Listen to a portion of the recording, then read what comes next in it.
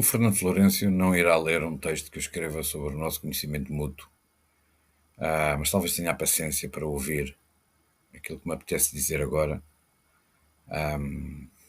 mesmo que não seja muito protocolar fazê-lo. Se eu tenho um camarada na vida, pela relativa similitude de percursos e pela amizade comum, é ele. E, portanto, apetece dizer-lhe isto. Conhecemos pai há 36 ou 37 anos, da licenciatura, mas o Fernando já na altura era estudante trabalhador, casado com 2 filhos e, portanto, tinha pouco tempo para as interações. De facto, viemos a vincular-nos no mestrado, a partir de 92, nós fomos da primeira turma, primeiro curso de mestrado em estudos africanos do ISCTE, com outros colegas que ficaram amigos. No meu caso, casei com uma dessas colegas, a Inês Alves, que era Relações Internacionais, mas também via o Jorge Morteiro, a Alice Patrícia, a Ana Bernarda Costa, que eram antropólogos, e, portanto, era uma turma muito, muito conjugada, muito, muito orgânica. Eu e o Fernando preparávamos uma tese de mestrado sobre Moçambique. Ele foi para Sofala a fazer trabalho de campo, eu depois fui para Cabo Delgado.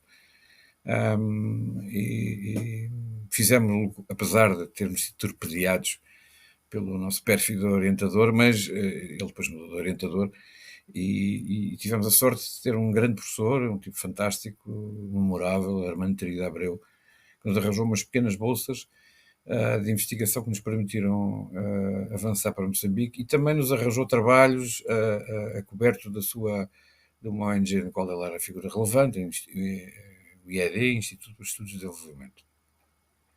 Eu fui para a África do Sul e o Fernando foi, após o seu trabalho no BUSI, perto da Beira, e de fazer o tese, foi para o Ruanda como membro da missão de observação dos direitos humanos imediatamente a seguir ao genocídio.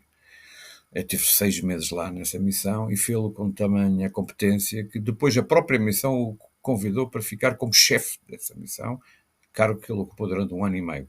E cargo que era, de facto, o número 2 da delegação da União Europeia no Ruanda, entre 94, finais de 94 e 96. Isto, cada vez que nos encontrávamos, ele vinha sempre com histórias mirabolantes, terríveis. O contexto era dantesco. E há uma história que eu conto sempre, rimos todos, que é que ele contava quando chegava. Uma vez tivemos um almoço a contar, acabadinho de chegar do final da missão. O que é que tinha acontecido? Cerca de 6 meses antes, em a Kigali tinha chegado o embaixador português, que era o embaixador residente no Congo, em Zaire, em Kinshasa, mas que era também acreditado na Ruanda, e foi fazer uma visita. Portanto, contactou o delegado da União Europeia, que avisou o Fernando: vem, o teu embaixador, tens que estar com ele.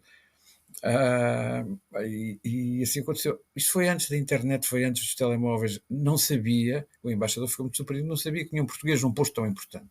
E imediatamente o pôs em contacto com o Sérgio Costa e disse: faça favor, que lhe disseram, daqui de Lisboa, quando voltar, por favor, venha aqui para dar informações. E assim fez. 6 meses depois voltou a Lisboa, não é? Estas missões longas. E quando aqui chegou, no dia seguinte esteve comigo carregado de informações. Era a altura em que Kabila tinha vindo, Laurent Kabila tinha entrado portas adentro do Congo, de inexistência do sistema do regime de Mobutu, as conflitualidades entre Burundi, Ruanda, Congo, etc. Tudo isso que deu origem a uma guerra, levou anos e milhões de mortos. Tínhamos nós uma comunidade portuguesa ainda no Congo, já agora, no meio disso tudo. Portanto, o Fernando veio carregado de informação e telefonou: olha, estou aqui. E então disse-lhe o chefe de gabinete de um pobre diplomata, que depois até chegou a ministro: já passou muito tempo, já não é relevante. E acho que o Fernando se passou. Quando se regressa destes contextos, vem-se muito pressionado ao ouvir aquilo, e tendo ele uma parafernália de informações gigantescas e relevantíssimas, mandou àquela parte. E dizia o Armando Trigueiro depois: "Opá, agora a partir de agora vai ser muito difícil encontrar um trabalho para si no âmbito do Mané", como é evidente. Mas de qualquer maneira, passado pouco tempo, ainda estava o Fernando em Posil, aconteceu uma coisa interessante. A União Europeia, dada a guerra que instalava, descalabro que se passava no Congo, a União Europeia montou uma missão alargada de ajuda, de cooperação, etc. E a diplomacia portuguesa, que é muito competente em algumas partes, conseguiu colocar como chefe dessa missão um senhor que tinha sido governador civil do Minho, tinha umas proclamações muito simpáticas sobre os ciganos, mas que não sabia rigorosamente nada da África, nem de cooperação, nem de ajuda humanitária, nem nada daquilo. E então foi para lá como chefe e os técnicos em Bruxelas, os técnicos da União Europeia, con- contactaram o Fernando para o colocar como número 2 da missão, para que houvesse alguém que percebesse da matéria, não é? Era um posto extraordinário, um posto para além do dinheiro que se ganha, que lhe abriria caminho para uma carreira internacional de relevo. E o Fernando, ah, epá, tenho 2 filhos adolescentes, eu fico cá, tomar conta dos filhos, grande homem, grande homem, grande homem. Entretanto, depois ficou cá, passados uns tempos, já não sei, fez o doutoramento, começou a fazer o doutoramento, e a Maputo fazer o doutoramento dele sobre maniqueocefalo e autoridades tradicionais. Ele acabou por fazer, o livro dele é este, o livro da tese, ao encontro dos MAMs, autoridades tradicionais, Van Dau e o Estado em Moçambique, um trabalho feito em alguns distritos, multissituado, feito em alguns distritos, que é um trabalho de referência sobre a matéria. A matéria na altura era crucial em Moçambique, as autoridades tradicionais, a reinstalação das autoridades tradicionais. Foi um doutoramento em estudos africanos, mas é um trabalho de referência. E claro que em Maputo, em trânsito por Maputo, ficava sempre a nossa casa, e sempre com a postura dele, chegava, Fernando, queres conhecer alguém? Os corredores académicos, não, estou exausto, deixa-me notar, vinha do terreno, estou exausto, deixa-me estar em paz, pá. Claro que foi conhecendo gente, mas nunca com aquele frenesim académico, fantástico. Depois, aqui, passados uns tempos, lembro-me dele me telefonar: "Oh Zé, pá, vão abrir uns lugares em Coimbra, pá, tu não estás interessado?" Eu disse: "Pá, não me tires de Maputo, deixa de estar aí quieto, avança tu." E ficou professor em Coimbra, onde ao longo dos anos sei que lecionou não sei quantas disciplinas, imenso trabalho administrativo dentro do seu departamento e em instâncias da corporação antropológica. É um professor muito gostado, que é o grande critério de avaliação dos professores, é quando os alunos gostam do professor, de um professor, sempre com o seu ar meio desarranjado, que fica bem, que é de antropólogo. E, volta e meia encontrava, ia a Maputo para um congresso, raramente, ou eu vinha aqui e um ou outro congresso, lá nos encontrávamos, para além das visitas de amizade. O tempo foi passando, não é? Fomos envelhecendo, mantendo esta conexão.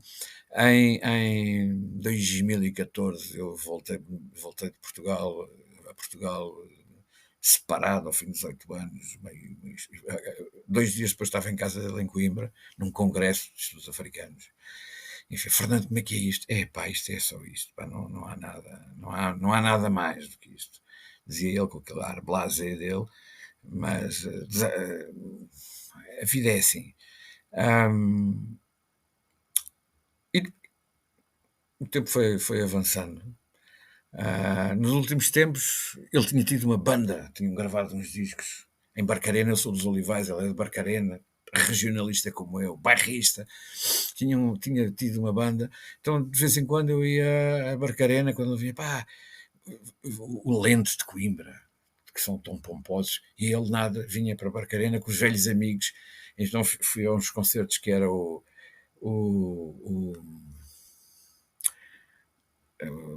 tributo aos Beatles, o tributo ao Rui Veloso. A última vez foi um tributo que eram covers, portanto tocaram versões no Salão dos Bombeiros de Barcarena, imensa gente, o bairro todo, os velhos amigos deles, e eu ia lá sempre com uma amiga, às vezes amiga dele, outras vezes não, a assistir àquilo, uma delícia, com uma joie de vivre, como dizem os académicos, com uma gula de viver, como nós dizemos, fantástico. A última vez fui lá com uma amiga comum e o Fernando teve uma cena fantástica comigo, que ele chegou ao fim ao meio do concerto, chegou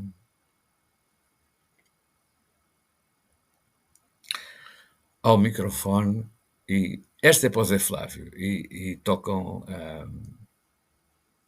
Sinto-me Frágil do Jorge Palma, camarada. O, o ano passado eu lancei um livreto de crónicas, pá. Precisava de alguém para o lançamento, dizer qualquer coisa.